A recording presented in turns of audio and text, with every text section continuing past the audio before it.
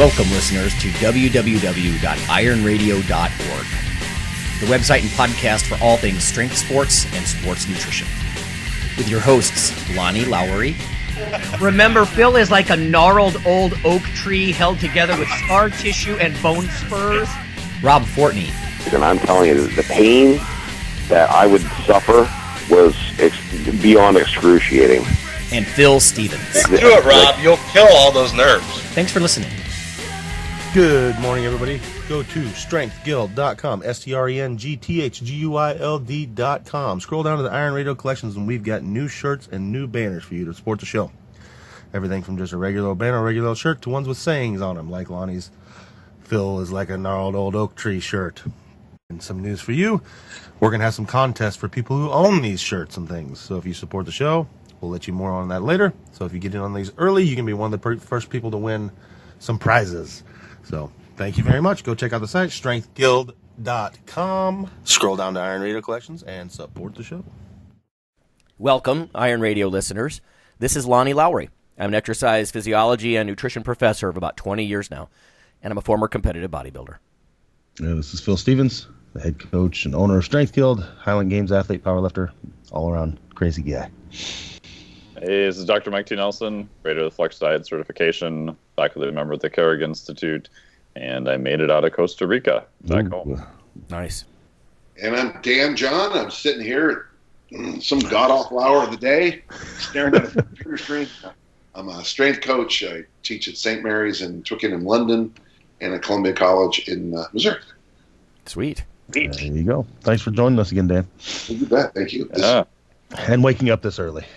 Yeah, So, it's still the colors in the sky are scaring me. There's Okay, everybody. So today we've got a timely episode. We're going to talk a little bit about, I've got two, this is just serendipity, I think, but it was editor's choice research blurbs here, so I'm guessing this has some connotations for the current situation that we all find ourselves in. Some people are, laid up in bed. Some people are quarantining at home, whatever. So I'm going to talk just a little bit about protein in our specific resistance trained population. Strength and muscle sport news. Maybe you can extrapolate some tips about how not to lose muscle mass if you are stuck in a bedroom for a week or two. And then Phil will just take over and shoot the shit with Dan about keeping it simple at home and training and that kind of stuff. So let's start with this first one. This is from Emily Howard and colleagues, Advances in Nutrition, brand new stuff. Skeletal muscle disuse atrophy and the rehab role of protein in recovery. Now, this is mostly from musculoskeletal injury, but it goes on to, it says there's a slow recovery, persistent deficits after basically you get laid up, right, with injury and muscle disuse and all of that sort of thing. Evidence suggests that manipulating protein intake or free amino acid-based supplements can diminish the muscle atrophy and or preserve muscle function, at least in experimental models of disuse. So there's like immobilization models. Back in the day, we used to talk about putting casts on people's calves, for example, like on their lower limb, and purposely make their gastroc and soleus waste away a little bit. In rat models, we would put them a hind limb suspension model. Mike, you know what I'm talking about? They put the little wheels, and so the little rat butt is up in the air, so they can't use their back legs, and they basically atrophy. Bed rest, right, in healthy people. I've heard in the past about bed rest studies where people, they give them a couple of $100, but I mean, they're just laid up. I mean, they basically are paid to lay there, and that sounds fun, but after a couple of days, that's not so fun. So anyway, there's lots of ways to make people waste away, and bed rest is one of them. And I mean, when you couple that with having a virus or something like that killing your appetite, you could see why in the hospital we push calories and protein on people, right? Because they're not hungry. We've got them drinking all kinds of liquid supplements. Anyway, it says, given that exercise sensitizes skeletal muscle to the anabolic effect of protein ingestion, early rehab may act synergistically with dietary protein to protect muscle mass. And then they go on to sort of speculate about the possible synergistic effects of protein with rehab. I don't have a ton of details other than that. It's a big review article. But it does make me think about, I was at an NIH conference in Chicago a couple of years ago. It's been more than a couple now. And all the dietitians were sort of pulling at their chins and like, what can we do to try to keep people from wasting away? You know, whether it's like renal disease or cancer wasting or whatever. And I mean, they're like, we've tried working with the physicians and anabolic hormones and this and this and this. And you can't just give them more protein. It doesn't automatically go to work where you want it. And I raised my hand. This crowd of like 500 people. And I'm like, resistance training? Like this was like an epiphany. And I'm like, you guys, we need more crosstalk across disciplines because damn, right? Sensitize your muscles, send a little blood flow down there, take the amino acids where they should be. I don't know. It just seemed obscene to me. But anyway. So, yeah, I guess the take home for listeners might be if you are laid up, probably consume more protein than you think you need. I mean, if you're the kind of person who counts and tries to get a gram per pound or something, try to maintain that because when you get sick, your appetite, fails. And if you're not moving around much, like I can tell you, I've been locked to my keyboard. Phil and I were talking before I hit record button today. Moving all my classes completely online. And I was pretty well set up to do that already because of the podcasting and everything I already do. But yeah, I've lifted 3 times this week, like kind of like not my usual fare, and so, and I find myself very sedentary sitting here at a desk. I'm not running up and down flights of stairs 2 at a time, and stuff like that. So, yeah, if you're stuck at home and you're sick, then eat, right? Eat. I'm a big fan of feed a cold kind of thing. And then one last thing. This is the Editor's Choice article. This is from the Journal of Nutrition. This is brand spanking new this month. Protein intake to maximize whole body anabolism during post-exercise recovery. And interestingly, in resistance-trained men with high habitual intakes. So here's the gist of this one. The indicator amino acid oxidation technique, the IAAO, provides a non-invasive estimate of protein intake that maximizes whole body protein synthesis and net protein balance. So they use this IAAO technique to determine the maximal anabolic response to post-exercise protein ingestion. And here's what's neat about this. This isn't extrapolated from sick people or elderly or who knows what. These are young guys, 24-year-olds, regular weight trainers on high-protein diets. And so this population specificity caught my eye, right? Because there's a lot of talk about if you're on super high-protein diets all the time, your body will adapt. You'll be a little bit more of a protein oxidizer, protein burner, if you will, and that kind of stuff. So they use their technique. These guys, they're not large individuals. They're only 80-kilogram guys. But again, they're young, weight-trained, and they're used to eating lots of protein. They use linear regression, and they did like a breakpoint analysis. So basically, it lets us figure out at what point on a curve are they getting the most benefit. So I'll just cut to the conclusion here so we can get to Dan. But a breakpoint protein intake of 2 grams per kg per day is what maximized whole body anabolic response in these resistance-trained young men after exercise. And it says the capacity to enhance whole body net balance may be greater than previously suggested to maximize muscle protein synthesis in resistance-trained athletes accustomed to high habitual protein intakes. So this, over the years, I know sometimes Phil will roll his eyes, justifiably so. He's like, oh, so you're saying about a gram per pound. Thanks, Lonnie. But at the same time, it's more evidence than before, and it's in a very specific population that I think that mirrors a lot of our listeners, that they're already weight training, they're already eating tons of protein. How much should they consume? And it looks like almost a gram per pound. A gram per pound is still excess, but yeah. So did it say how much they were habitually eating? I haven't dug that deep. I haven't drilled down that far. I'd have to pull that up, Mike. But yeah, that's all right. I was just curious. It may be the change in protein too, possibly, but I agree with the numbers on it. Yeah, and 2 grams per kg every day. That's that's pretty high when you're talking about a lot of these government guidelines.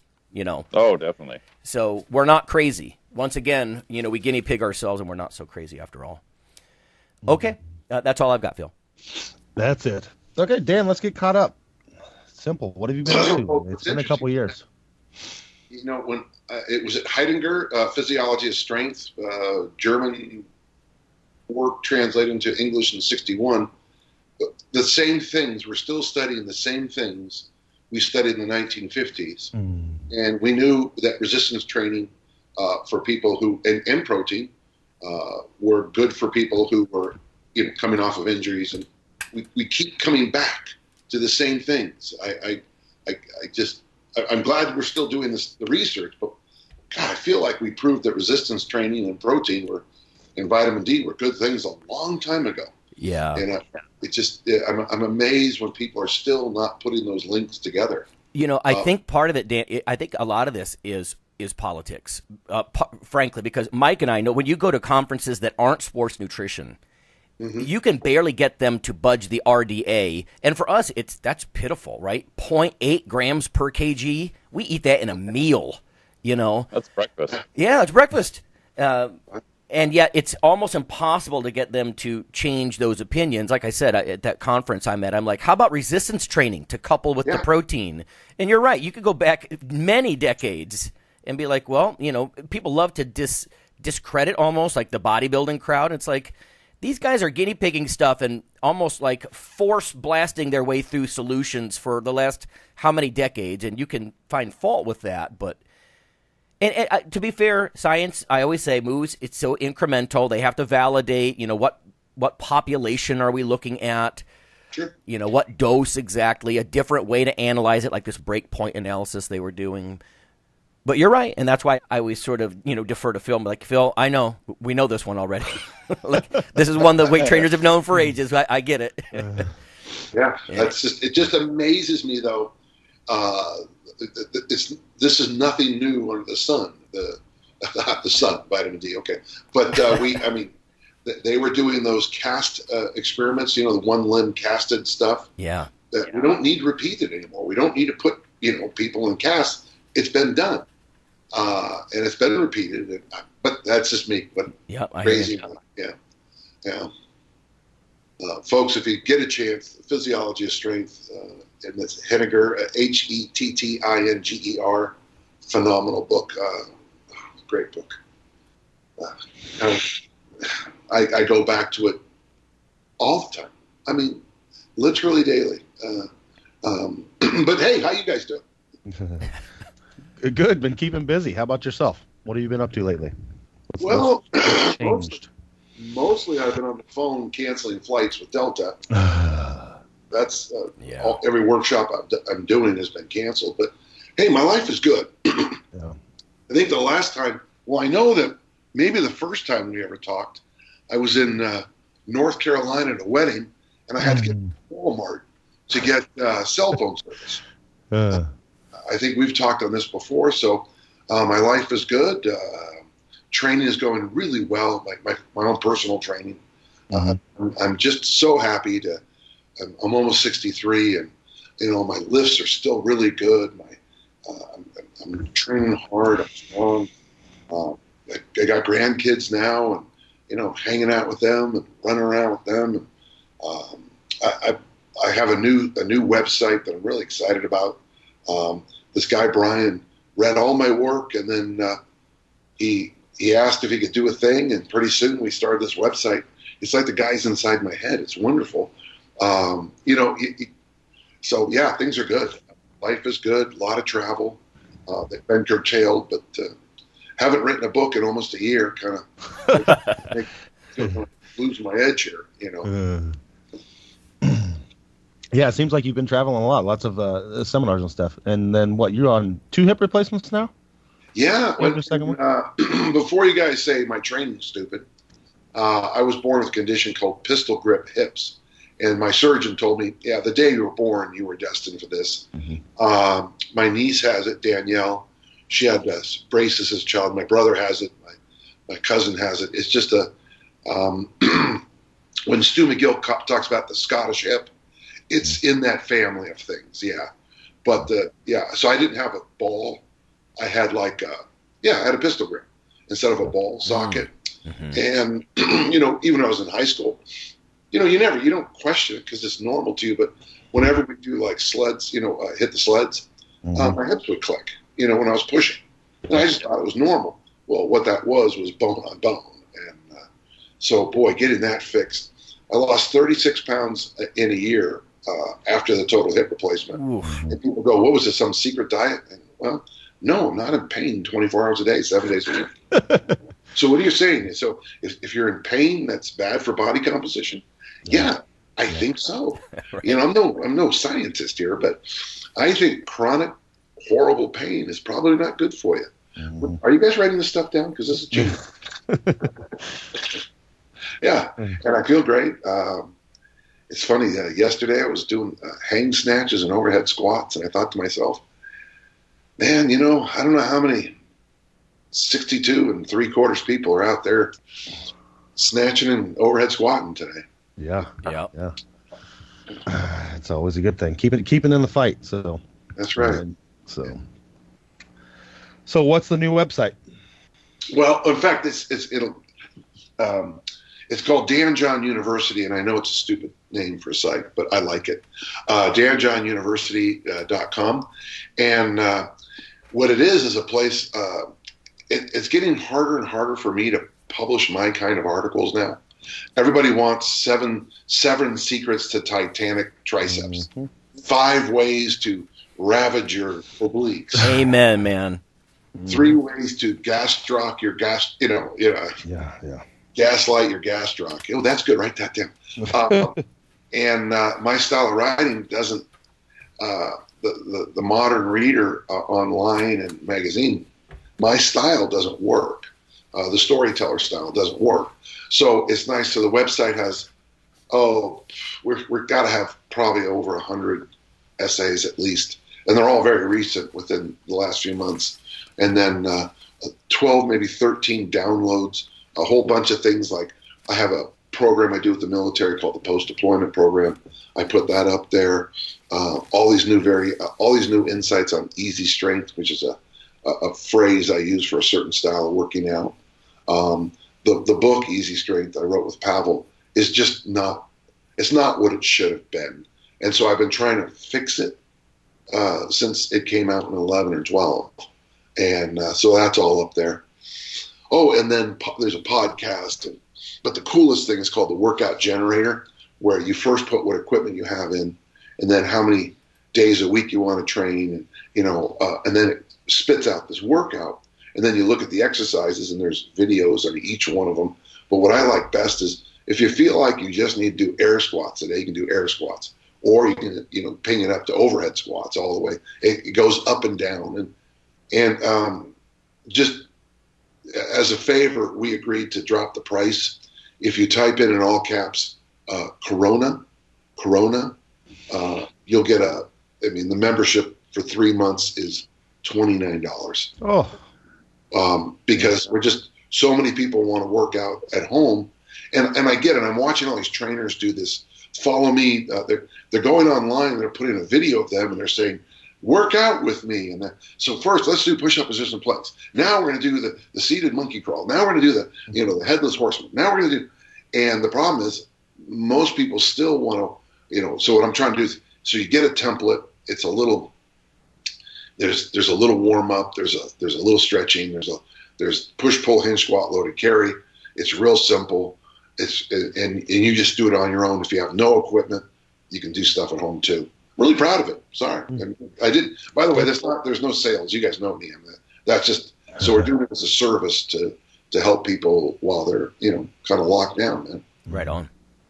Yeah. And I love it. I love the fact that I can write an article and I don't have to get it rejected. It makes me very happy.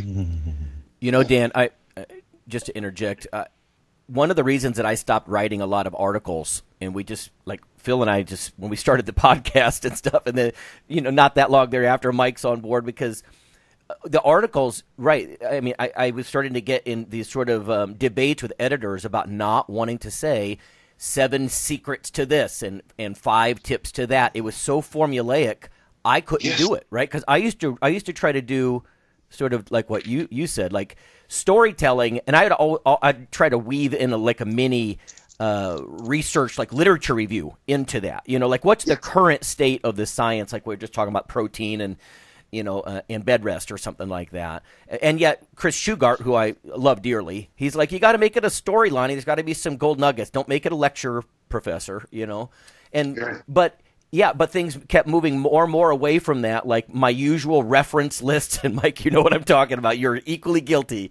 Reference 20, 30 references and stuff. And yet it was a story, and it wasn't just every single time, the 3 secrets of the pros to big guns, Yeah. And, you go to a place like Breaking Muscle, and you'd get an article up there. And by the time the afternoon came down, there were 7 articles on top of it. And, yes. I'll go in and look at Breaking Muscle. Again, folks, please, I'm not bodybuilding.com, T-Nation, which I really like. But you'll notice that these 1-paragraph articles are much more popular than anything in depth. And I just don't I sometimes feel like it's a hard thing for me to get across. And I know I'm not good at it, but if I write about something that works for American football and special forces, and then the next article I write about something that's good for the middle-aged population or people who are office-bound, those are different. The toolkit's the same. It's still the weight room, basically. It's still the park, basically, okay, the field. But it's a different set of things.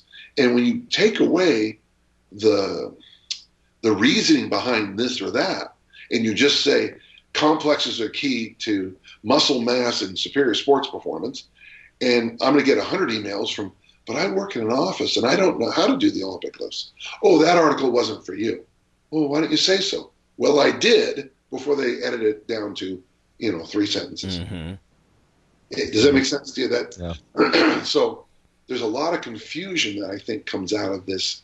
I remember when I wrote the article about complexes because one of my football players, his dad was a firefighter, and all the firefighters were doing the complexes, and because they love the workouts. Well, if firefighters like it and it works for American football, it's like, well, okay. And so I put together a nice little thing.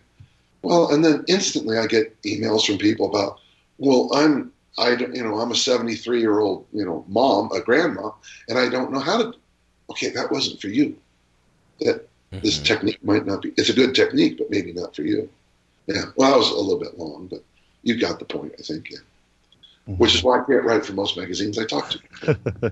But, storytelling, honestly, in the science world, there's a huge push to use storytelling to make things stick, because that's how people remember. I mean, think about, human culture and society. Stories make it stick. And if you leave the story, the plot, the characters out of it, then it does become like a lecture or a brief, bulleted point thing that gets buried 10 deep by the afternoon, like you said, So storytelling, I love what you do.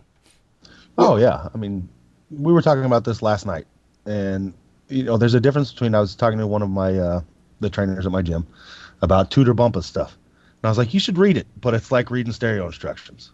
There's a lot of good information there, but it's not like reading a Dan John article. Mm-hmm. It's easier for that stuff to stick. I mean, right on. Well, you think about Carl Sagan and Cosmos and the demon-haunted world. And I think the genius of Carl Sagan was his ability to be very academic and yet step back and then give you context.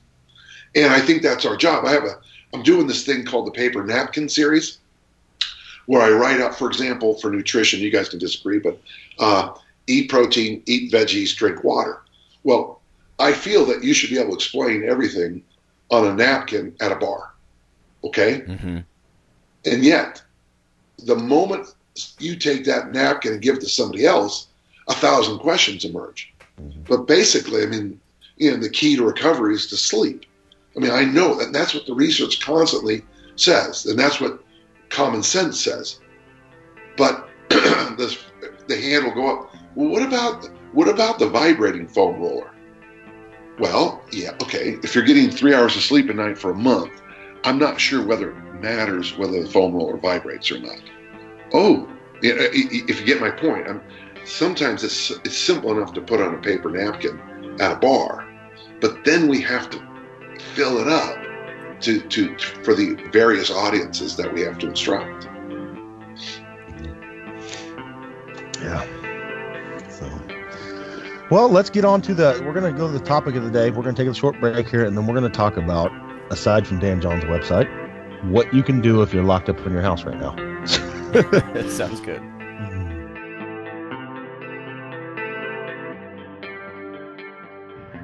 Hello there, ladies and gentlemen. Yeah, you know who this is. So I'm here to tell you about Dr. Mike T. Nelson's new book, Why You Should Eat Keto. I don't do it because, look at me. Come on, I'm fabulous and I'm fantastic.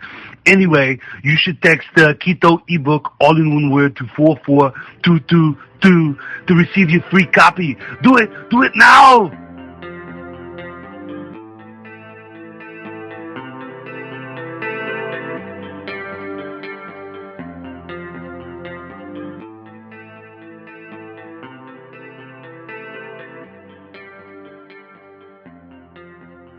Hey listeners, this is Dr. Lonnie Lowry. If you've ever had anyone critique you on your protein intake as part of your weightlifting lifestyle, oh, you poor meathead, all that extra protein is going to rot your kidneys or weaken your bones or dehydrate you or give you gout or who knows what. There is a book available. You could simply Google CRC Press and Lowry. And what I've done is reach out to experts all over the world and create a book, a single compendium that you can hold up and say, this is why I consume extra protein. This can be very valuable when you're being quote-unquote educated by various professionals on the topic. There's an enormous amount of literature in this book on the safety, the effectiveness, how protein works in cells, the history of protein and weight trainers, much more. So again, please check out CRC Press and Protein and Lowry. You can just Google that, and I do, full disclosure, I do make a small single-digit royalty on the book, but that's not why I did it. I did it so we can all have something, our particular population, to both defend what we do and to inform our nutrition and our eating. Thanks.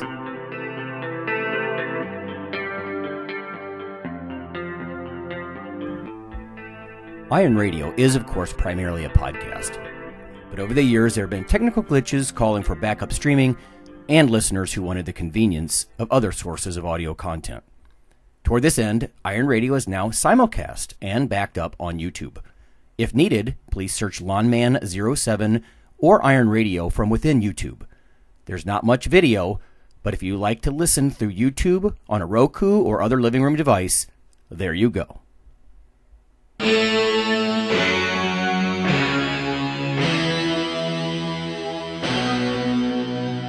Like your weekly fix of Iron Radio? In addition to being a popular institute on iTunes, we are also on email. Simply go to www.ironradio.org and sign up for the voluntary email. You'll get a once per week email, no more. That's little more than the show notes and a link to the audio. So go for it.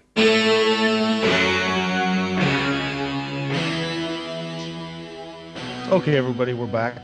And like most people in the world, I guess, right now, we're all kind of stuck to our houses, and we got Dan John with us, and that's what we're going to talk about. We're going to talk about, I've had tons of questions, as I'm sure most people that train people have in the last week or two, about like people freaking out. What the hell do I do now that I'm at home? I don't have a gym.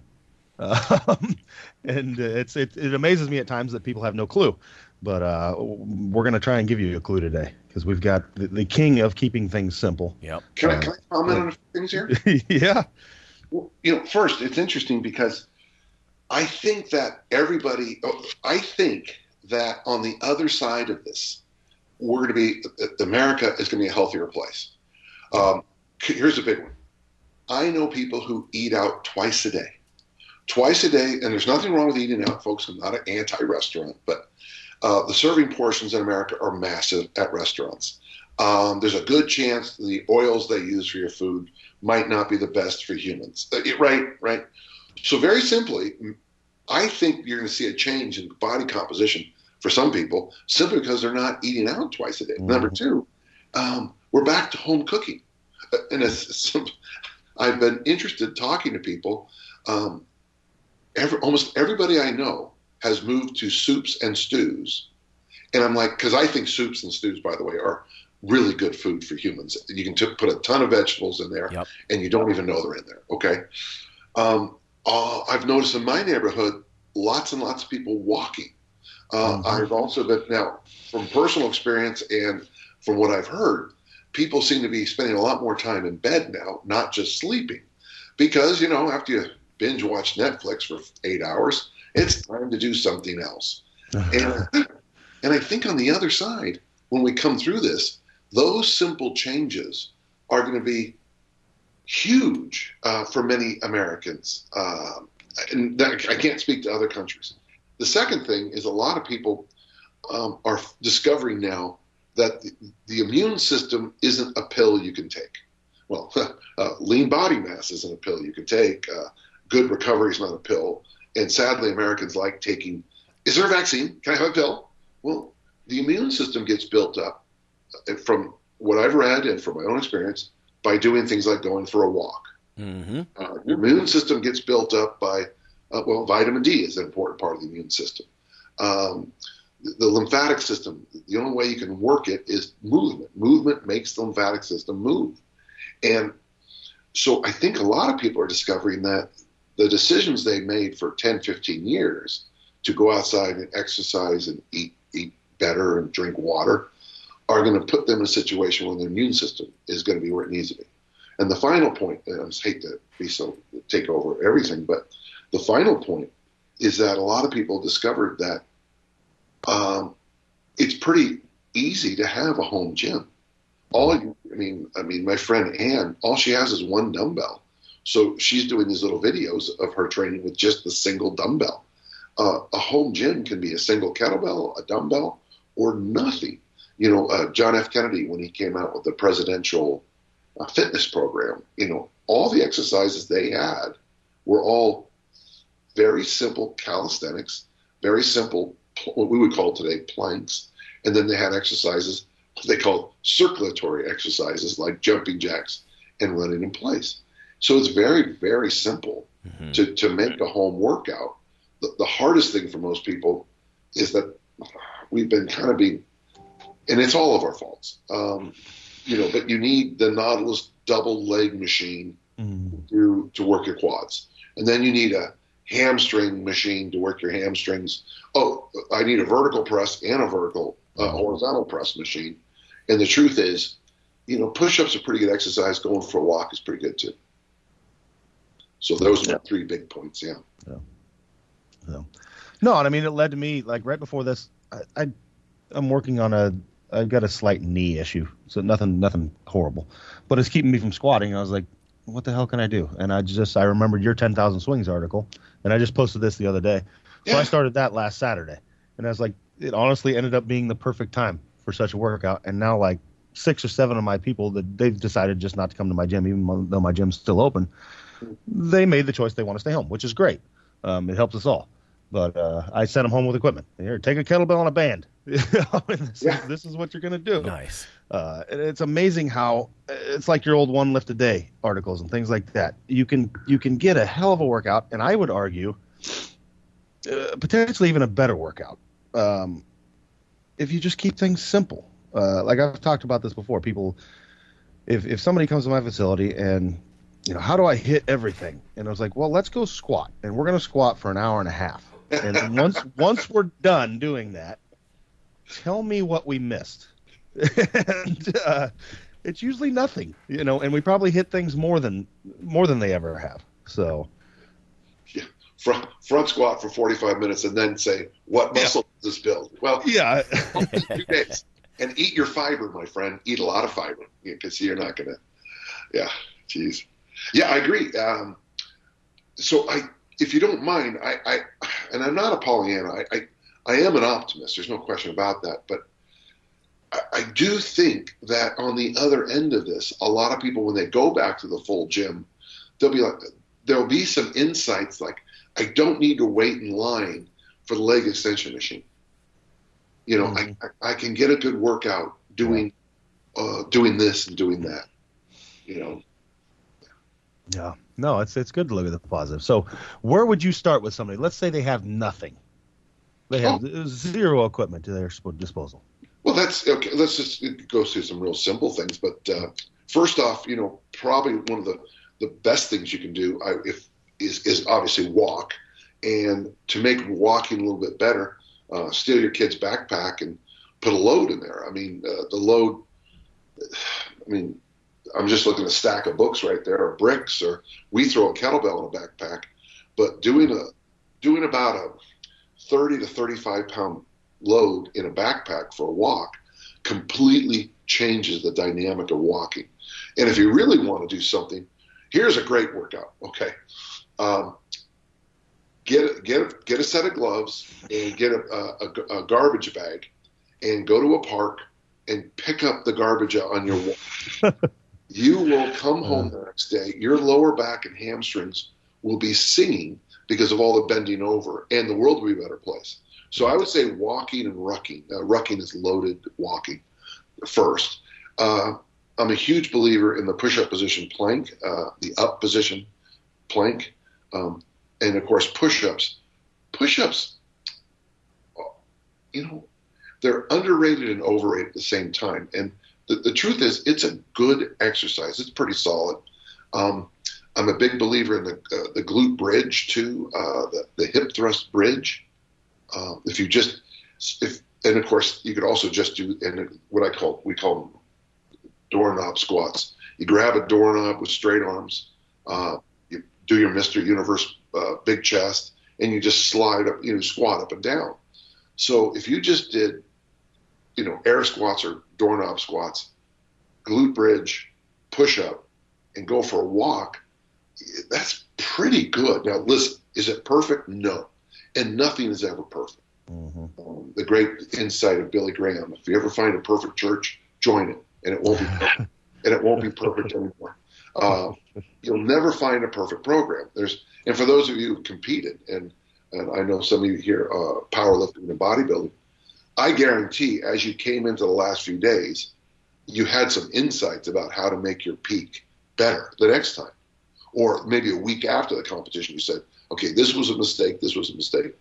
But 12 weeks ago, it was a really good program, and yet now you've made it better. So we're always on the search for better. Mm-hmm. Never perfect, always just a little better. So if you do have load at home, I'm a big fan of goblet squats. Whoever invented that was a genius. Half kneeling presses, that's where you put one knee on the ground and you do presses overhead. Goblet squats and those half kneeling presses, man, for every adult listening, that will do more for your hips and your total body lubrication than all the nonsense of an hour and a half yoga class. Yeah. Mm-hmm. Hey, you guys, let me ask you this. This is something I've often had sort of a dearth of, nice word, not enough ideas as far as targeting back. Like if you're going to do calisthenics type stuff, what would you guys do to work lats or, maybe traps, something like that? It always seemed to me like chest, shoulders, even legs, that kind of stuff came to me very easily. And maybe I'm thinking too much like a bodybuilder, right? Isolationist, yes. Like just think about my lats. But lats or traps or upper back, like do you guys have some ideas there? Well, I mean, besides chin-ups? Well, yeah, right. Chin-ups would be the first thing. And then you can go with simple things, in my opinion. If you have a band, great. If you don't, there are lots of things in your house that weigh something.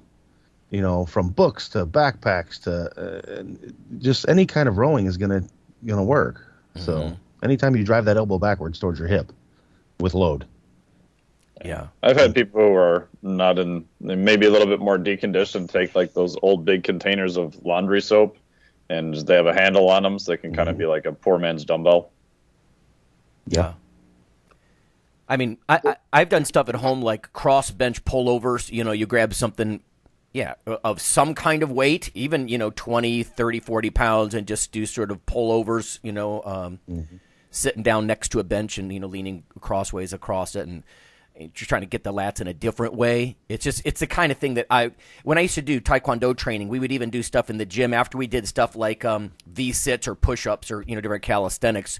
We would actually lay on our stomachs and plant our palms above our foreheads, laying prone on the ground, and then pull, like almost drag yourself across the mat, to try to almost do sort of imitate a chin, like if you don't have a chin bar kind of thing. Mm-hmm. But it's just a kind of thing, I guess, the dummy in me is thinking, well, maybe you just pick up something, like Phil's like, be a grown-ass man and pick up something heavy that's going to work your back along with everything else, right? Help your friend move. Yeah. But you've highlighted the classic issue of calisthenics and bodyweight training. Calisthenics, bodyweight training, basic gymnastics training, all are really good, but then there's that gap. But the barbell is really, really a good thing, except you can't do pull-ups with it. So if you follow my point, the kettlebell can be a really good thing, but it's terrible for deadlifts. So we're going to do 3 sets of 20 in the deadlift. Well, okay, with the kettlebell. Okay, that's fine. But trust me, doing 5 sets of 5 with 405 is a lot more taxing than 3 sets of 20 with a 53-pound kettlebell. Mm-hmm. So every piece of equipment has a hole, has a gap that needs to be filled. And, of course, now you keep filling that gap until you have, one of these 24/7 gyms where they have everything, which means you'll do nothing. And then so you're going to throw out all those machines. You're going to get back to I'm just going to have one kettlebell and one pull-up bar and an ab wheel and a barbell and a farmer bars and a yoke and a big time. So no matter what you do for a home gym, there's always going to be some kind of gap. I actually think that's a good thing, because when you use your imagination to get around that is, I think, when you really make a good home gym.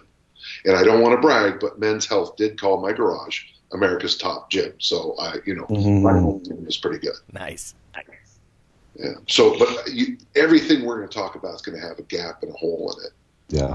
When it comes, and here's the thing, and that's okay. I love Marty Gallagher's new thing, where this series of articles he's been writing about his powerlifting team only trains 1 day a week, because these are all busy people and they can only commit to one workout a week, and they're making amazing progress. Mm-hmm. Now, so I can see a hand going up. Wouldn't it be better if they train more than 1 day a week?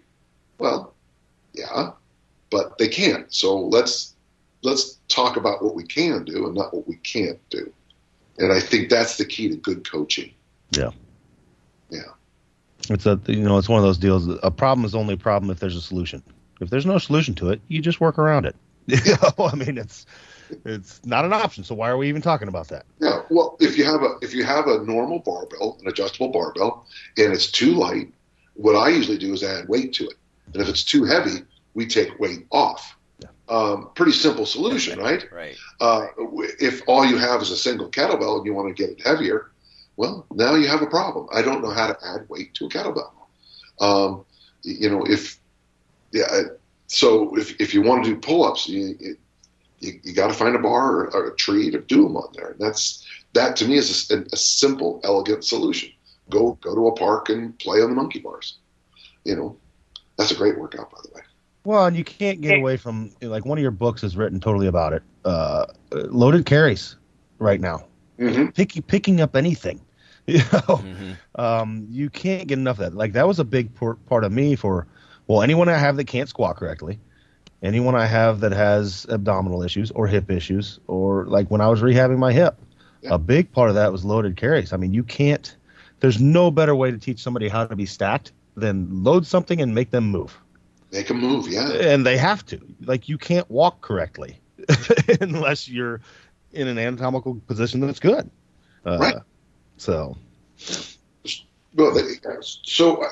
I appreciate when people say, I can't do this and I can't do that. I like this conversation because sometimes they will come up with the answer themselves as soon as we give them permission to think outside Muscle and Fitness magazine, or whatever the magazine. I don't know if that even exists anymore. But when you see, they're all bullshit articles. They just invented them. TC, who's the right form, told me that. But when the guy's doing 27 different variations of the wrist of the forearm work, and I can't do that. I don't have an easy curl bar. Do I need to buy an easy curl bar? No, you don't need to. You could just just get thick bars and do a farmer walk with thick bars. Yeah. Trust me, your grip will be amazing. Yeah. So it is. Sometimes the solutions are quite simple, and simple is pretty elegant. Let's talk more about your site. I mean, I think this is, like we talked about in the break here, it almost ended up being an accidental great time for this thing to come out. This would give people somewhere to go. Well, for this. The best thing, so here's how my brain has always worked. When somebody asks me a question, the very first thing I've always asked is, what equipment do you have? Like, for example, if you want to be, Dan, I want to do the Olympic lifts. Well, do you have an Olympic bar? Well, no. Well, that's kind of an issue. That's going to be a hard one to get around because the sport involves this piece of equipment. It's like, I want to be a discus thrower. Do you have a discus? Well, no. I have a rock. Well, okay, it's different, So after I ask, what equipment do you have? Then this next question is, how many days a week do you want to work out? Okay. After that, how long? Okay. And then I can piece together a workout for you. So I always start with, what do you have? How much time do you have? What do you know how to do? And then from there, what's nice about the workout generator that's on the site is you press 3 or 4 buttons and it takes all that information in and tells you what to do. My favorite thing about the workout generator is there's a little chart and you just press on it. So do you have kettlebells? You press kettlebell. Dumbbell? Yes, no. Pull-up bar, boom, boom. Ab wheel, suspension trainer, whatever. And it makes the workout based on the equipment that you have. And I get a little chubby in my pants, I tell you, when I think about this, because it's exactly the way we should program. And Brian did a great job. So, and again, folks, for a 3-month membership during these tough times, just type in all caps Corona, and it's $29 for 3 months, which is basically a fourth of the price or something like that. But we still have to charge. I'm sorry, but it's expensive to run a site. So this site, Dan, it's almost like an behind the scenes yes/no algorithm. It's like AI. It's like a simplified AI where if you're just answering yes/no, and by doing these things, like yes, I have a dumbbell, no, I don't have a barbell, right? Then it's eliminating the superfluous crap, and you end up with something you can actually do, something actionable. So I like that a lot. So it's like this question I get when I'm a big believer like in overhead squats and front squats. So people email me and they say, well, I'm trying to do overhead squats. I have a problem. Well, one of the first things often they're trying to do them with like dumbbells or kettlebells. Well, the tool is a barbell for overhead squats. And I guess you can do a circus trick with the other things, but I wouldn't have anybody I like to do it. That's, I don't like weights overhead. I think that's dangerous to get hit in the head with a weight. Write that down, doctors. You guys are doctors. Write that down. Mm-hmm. And John is against getting hit in the head with heavy weights. But sometimes people will try to do this thing. They don't have the equipment. They don't have the background. And they're trying to do it because they read it. And the truth is what you should be doing is with the equipment you have and with the toolkit you have, just go do the workout and then learn, practice this other thing you want to do. Yeah. Mm-hmm. So basic. Yeah. Mike, what about when you work with clients and stuff? You do a lot of the distance stuff. Do they all have home gyms and stuff? What do you do with them? Yeah, I love what Dan Don just said there too, because one of the big questions I have on the forum is exactly what he just said. Like, what equipment do you have access to? If they're not sure, I've even had them just take pictures of their, commercial gym. Yeah. How often can you work out? Like, what is the length of time? I have a little list that says, what are you proficient in? They kind of rate that beginner, intermediate, expert. And then I use that as the basis. That feeds into a little assessment that I run through. But in the past, before I even had a more, complicated assessment, I would just do something off of that. Because the biggest mistake I made when I was starting was you can write something that's quote unquote perfect, right? Which nothing is. But if the first question they look at it and they're like, hey, I can do 5 days a week and you wrote 6 days a week. I can't do this at all, right? That's just like a binary thing that their brain just dumps everything that you did. And part of that, I think, is because they're subconsciously thinking that, hey, you idiot, I told you I could do this and you didn't even listen to me. So just by starting with the super basics from there, then I write it up. And then my basis from there is just to how can I spread out the amount of stress over the course of the week? And I have like a little list of principles I use to kind of write up stuff from there. And even if you just have a couple of those basic principles, set principle, how do you spread out stress, how do they recover, you're probably going to get pretty darn close to a good program for the vast majority of people, even if you're not able to do an assessment. Yeah. So much of the theme here, I think, with what you guys are saying, like the whole keep it simple, Danny John kind of approach, I think, is by removing fancy machines at the gym. They're also like uniplanar and isolationist, and everything you guys are talking about is so much more dynamic. And like when I moved back here from Minnesota years ago, my home gym, I bought a barbell and 2 uprights. That was it. Yeah. That was it, Yeah. And I mean, to this day, it's barely more than that. I got a couple of dumbbells and stuff, but yeah, I mean, and it's because of that, the core stability and, like with the overhead squat thing, all the different things that come into play, you're actually doing yourself a favor. It's not that different from the variety that you would get, like when, like Dan, you're talking about like almost like the forgotten kitchen skills, and you're back to actually having to make some stews and throw some veggies in there. This is not hard, but it's the same thing. To me, there's so many parallels between nutrition and exercise, right? And going back to some basics, like some kitchen skills and freestanding lifts or calisthenic type stuff. It's probably something where a lot of our listeners would actually be repairing or filling a gap that they might have developed, if they have done isolationist bodybuilding training or just the big 3 lifts in powerlifting, although that's obviously much better than isolation lift. But you get my point. It's almost like this return to what the human body understands in a way. Wouldn't you agree it's true in every area of life? I mean, I always call them the F's, fitness, food, finance, family, friends. All those things have the same basic, Coach Mon taught me, little and often over the long haul.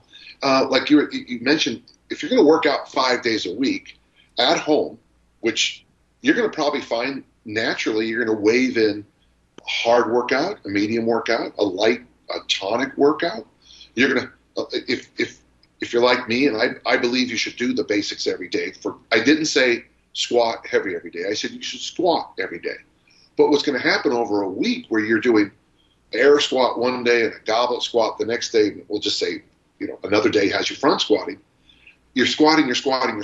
With, all of a sudden, you're going to fill the gaps. I got back this gaps thing again, but you're going to be asking your body to do things and adapt and accommodate in a variety of ways every single day, and you're going to come back fresher and happier the next day because you're learning. And I think when I'm not against leg extensions and leg curls, but it's pretty easy to master the leg extension after about 1 rep. But when you're doing something like my friend Ann the other day sent me a video of her doing jumping goblet squats, and I looked at that and I was like, that is it's for a home exercise. She drops in the hole on the goblet squat, comes firing up, gets some air with the weight in her hand, catches it and does another rep. And I'm looking at that thinking, that would have been that's a phenomenal exercise for an elite athlete, and she's doing it just to get a workout in at home. And all of a sudden my brain is going, I'm not forgetting that, Jim. I mean, if I'm working with a 65 athletes at once, the jumping goblet squat is going to be part of what we're going to do, if they're not idiots. Mm-hmm. Yeah. The whole idiot thing always has to be added right there at the end. Yeah, because the idiot factor can really hurt any exercise.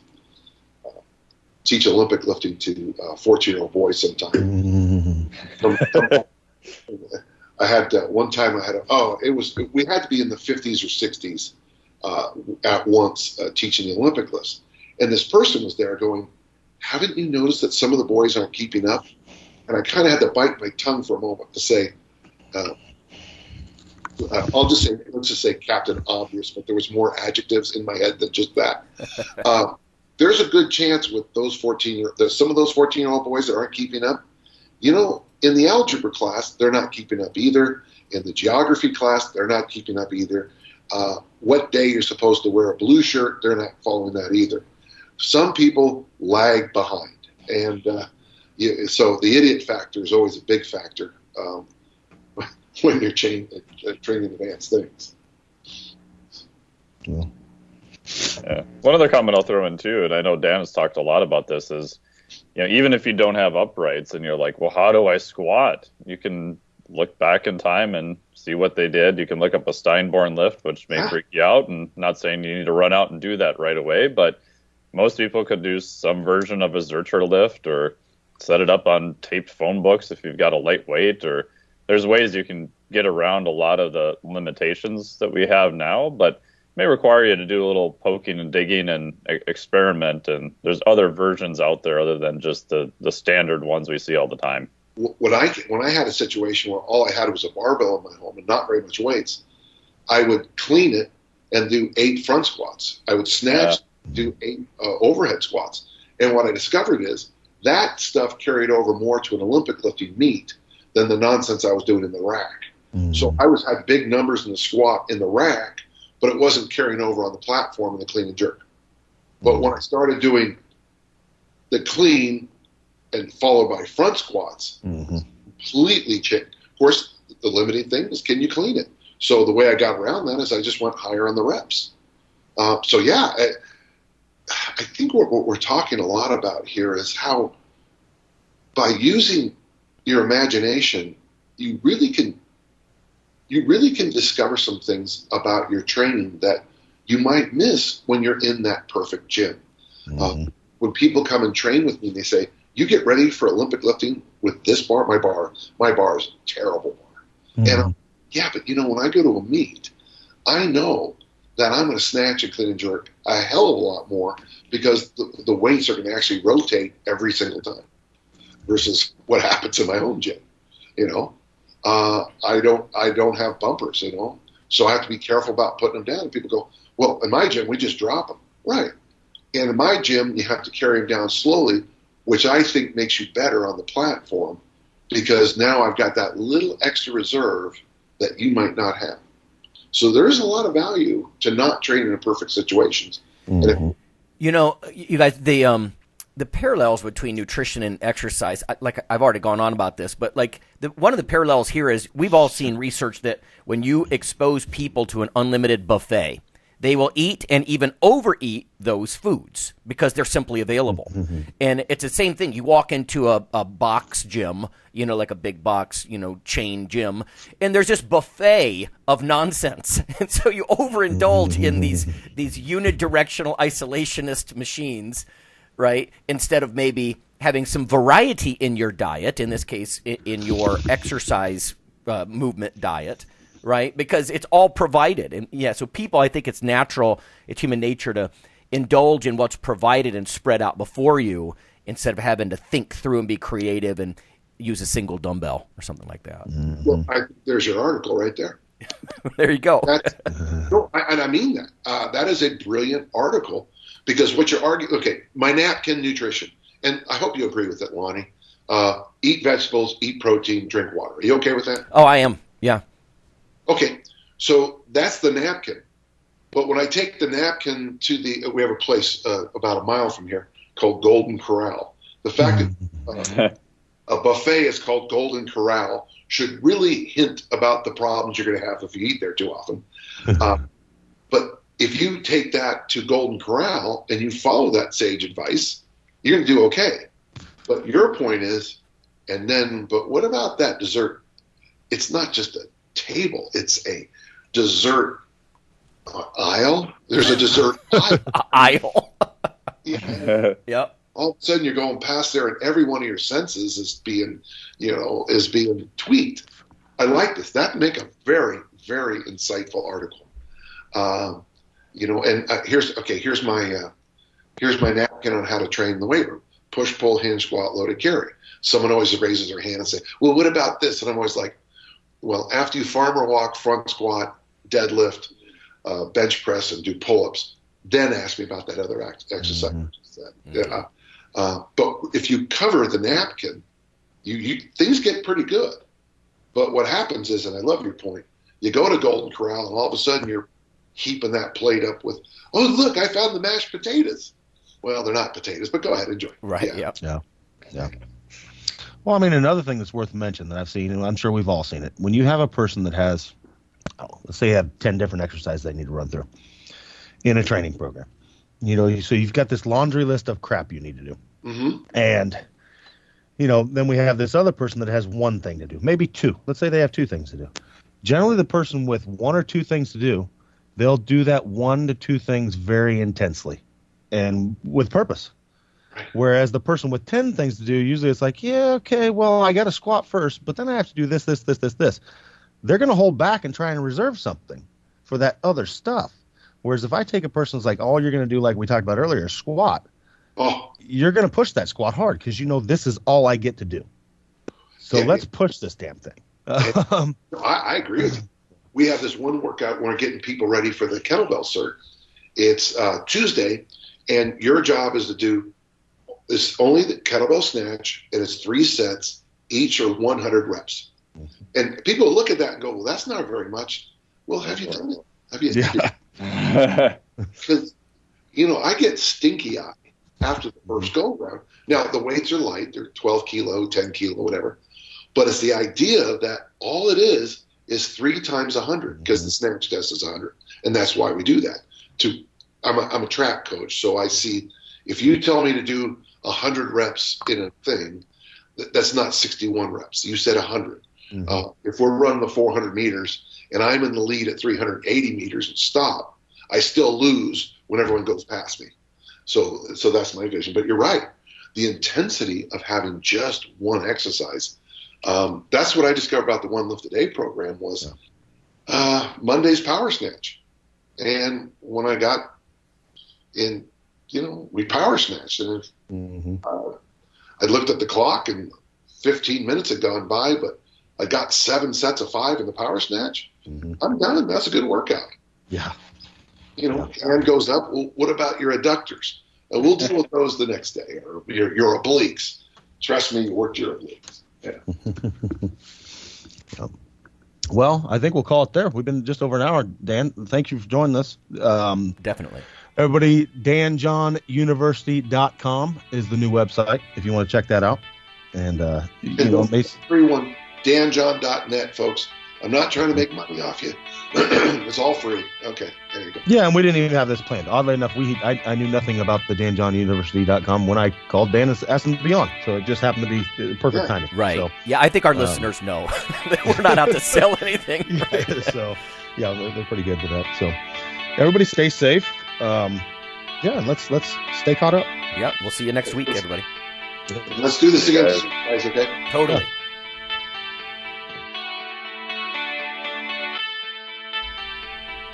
Hey listeners, have you seen the store at ironradio.org? There are 3 halls in the store. One for Phil, one for Fortress, and one for myself, Dr. Lowry, and they're thematic. So you can go into our Halls of Iron store and choose based on your goal. If you need something to learn or read or something nutritional, you can look in my store, Lonnie's store. If you want something about injury prevention or competition, then take a look at Phil's Hall of Iron. And if you want something about motivation or daily training, Fortress's Hall has what you're looking for. There are some fun, heroic descriptors as you browse through the store, so we try to make it a little more fun than the average boring online store. And whether you're a novice lifter or someone more experienced, you can take heart that you're not wasting your time. The things that we put in each Hall of Iron are actually based on our own recommendations, protein powders that we know to be good, knee sleeves, wraps of some kind, things that Fortress uses in his own training. The stuff you see, you know is good. This way you don't waste time. So check out the Iron Radio store at ironradio.org and let us know what you think on the forums, and certainly you can request products and we will screen them before they go in. So thanks for listening.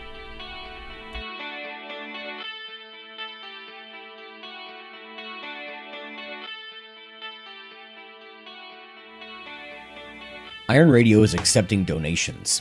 If you like what we do, the professors, the scientists, the bodybuilding show promoters, the athletes themselves in powerlifting and bodybuilding, please consider making a donation or maybe buying something from the ironradio.org store. We also are accepting supporting members. So for $4 a month, which is frankly less than the bank sneaks out of your account in fees, you can step up and support a form of sort of public radio for the bodybuilding and powerlifting and strength community. The Iron Radio podcast and all of the audio on ironradio.org is for informational purposes only. If you're interested in starting a diet or exercise program, it's important to check with your physician.